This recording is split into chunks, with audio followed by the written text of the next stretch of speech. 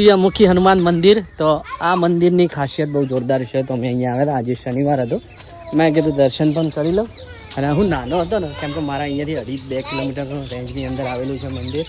તો મેં કીધું આજે શનિવાર છે અને કુમારને પણ મેં કીધું ઉપવાસ વગેરે ચાલતા હોય છે, તો આ દર્શન કરાવી દો એમને. તો જોઈ શકો છો અત્યારે કેમ છો, જય બજરંગબલી. જો બધા ભાઈઓ આજે શનિવાર, આમ તો કોઈ એટલી બધી ભીડ હોતી નથી અહીંયા. આ રીતના મંદિર છે, એ દાદાના દર્શન થાય એ બહુ મોટી વાત છે ભાઈ. તમે સામે નામ જોઈ શકો. અહીંયા મારા જે સમોજાના મિત્રો છે ને એમને તો ખ્યાલ જ હશે કે બાકી મંદિરની ખાસિયત શું છે.